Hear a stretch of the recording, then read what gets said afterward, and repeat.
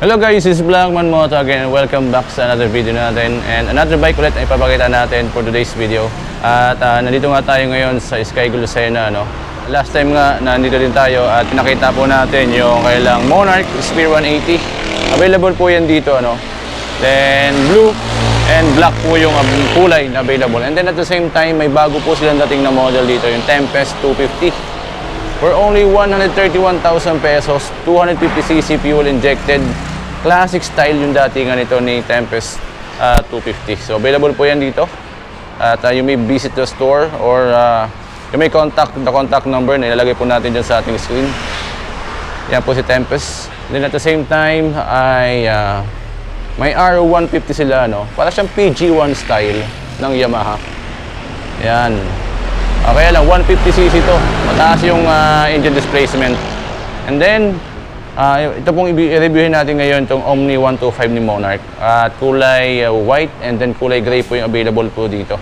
At ito pong kulay white ang ating ipapakita. So the good thing, activated siya, no? Mapapandar natin, makikita natin yung mga ilaw niya. Kasi ito pong si Monarch Omni 125, kikita nyo naman yung kanyang design, no? Yung kanyang front design, talagang aggressive, robotic yung dating niya, no? Naka-projector light tayo. Mamaya pakita natin yung ilaw, kung gaano kaganda yung kanyang ilaw. So unahin muna natin yung sukat ng gulong niya sa unahan. Tayo po ay naka 1990 14 tubeless cordial yung ginamit po dito ni Monarch, ano. At pagdating po sa kanyang braking system, tayo po ay naka round disc brake na may 2-pot caliper. At ang kanya pong suspension, telescopic force suspension. Yung approach po ng kanyang fender, okay naman yung allowance, malaki. Okay naman yung pagkaka-approach nito. Then pakita na natin yung kanya pong ilaw, ano. Ito po si Omni ay naka-mechanical key. Buhayin po natin. Alright. At the same time, buhayin na din natin yung makina. Ayan.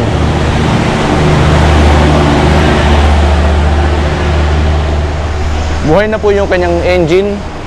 Ito po yung kanyang daytime running light at yung kanyang pong projector light ay high beam natin. Yan po yung kanyang high beam, low beam. Yan. Pwede natin gamitin as passing light din, no? Then, kagandahan po dito, tayo po may sariling switch ng ilaw. May switch po tayo ng ilaw. Pwede natin i-off yan. Yan. Pero mas maganda upang mas makilala tayo sa kalsada, yung daytime running light natin, lagi natin i-on. Sa pagkakalam ko kasi as required by LTO, dapat talaga may daytime running light tayong lagi naka-on. So, yan po yung kanyang design, maangas. Robotic yung kanyang design, no? Talagang kakaiba. Itong si Omni 125. At ang sukat po ng gulong niya sa likod, tayo po ay naka 190 by 14 tubeless. Ang kanya pong braking system, still naka drum brake pa din tayo. At naka monoshock suspension tayo po. Dito sa kanyang suspension sa likod. At ang kanya pong ilaw, course LED lahat yan. LED, maging ang kanyang turn signals, LED po lahat yan. Lalagyan po ng plate. Same time, may ilaw tayo dyan at may reflectors po tayong kulay red dito para mas visible, especially sa gabi, yung plaka natin. So, yung kanya pong decals na nilagay dito, yan po, may combination tayo ng gray and then black. Okay naman, kung gusto nyo tanggalin, madali lang mapuntang alisin yan. Yung kanyang sticker na yan. Then, may Omni 125 po tayo naka-emblem dito.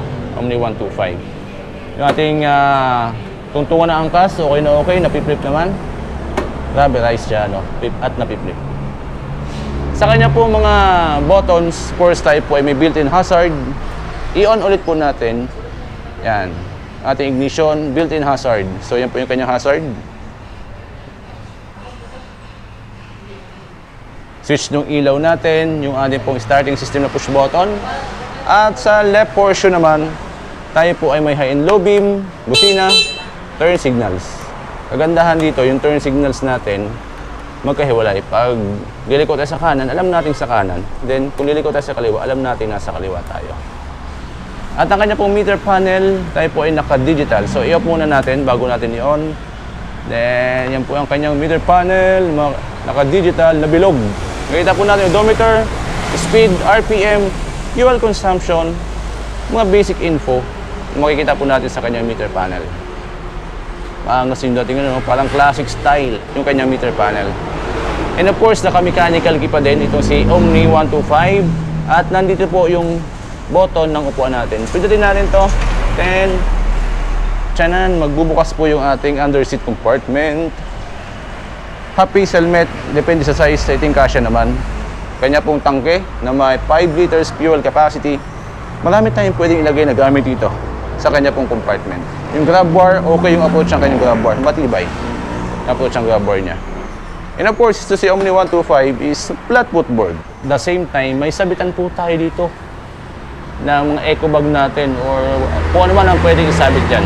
Pwede tayong maglagay dito ng mga gamit sa kanyang flat footboard. At sa right portion, may mababaw na side pockets. And sa left portion naman, malalim ng konti. Kasya yung cellphone natin, wallet. At the same time, may USB charging port ready na po tayo. Nalobat yung gadgets natin, ay pwede po natin gamitin yan upang mag-charge tayo. Yung kanyang upuan, okay naman ano. May red na stitches tayo sa paligid. At ang bigat po nito is 96 kilograms. May seat height ito na 790 mm. At may ground clearance sa 140 mm. Pagdating po sa kanyang makina, siya po ay 124.8cc, 1-cylinder, single overhead cam, 2 bulbs, fuel injected, air cooled, at nagbibigay po ito ng maximum power na 5.6 kilowatts at 7,000 RPM and maximum torque of 7.2 Nm torque at 6,000 RPM. At ito po ay may presyo si Omni 125 na for only 70,000 pesos. At available po yan dito sa Skygo Lucena. Pwede po tayo mag-down payment. Minimum down payment nila dito is 3,000 pesos. At kung kukunin po natin ng 24 and 36 months itong si Omni 125, tayo po ay magma-monthly amortization lang for 24 months ng 4,655 at kung 36 months is 3,612 pesos. At kung tayo po ay updated sa babayad, ay makakuha po tayo ng rebate na 200 pesos. So, isa sa mga scooter na available sa market na pwede po natin gamitin pang daily, pang negosyo, pang service. And at the same time, pwede naman pang long ride, kaya lang hindi natin masyadong kasagad ng biyahe. Kailangan natin ipahinga upang may iwasan ng overheat kasi siya po ay naka-air cooled. So alright, sakay po natin si Omni 125. Siya po ay 790 mm yung kanyang seat height. 5'11 ng reference, parehas lapat yung paa natin. Dito po yung looks natin ano. At isa pang dito kay Omni 125. Yan po, maangas yung datingan niya. Alright. Start natin. Hindi siya naka-side stand kill switch. So huwag natin kakalimutan taas lagi yung side stand natin. Baka kasi makalimutan, madisgrasya tayo. So alright, ito po si Omni 125, available dito sa Skygo Lucena. At kung kayo po yung makatanungan, mag-PM na lang po kayo. Again, this is Blackman Moto. Maraming pong salamat sa inyong patuloy na pag-support sa ating channel. Ingat po tayo palagi, ride safe, and bye-bye.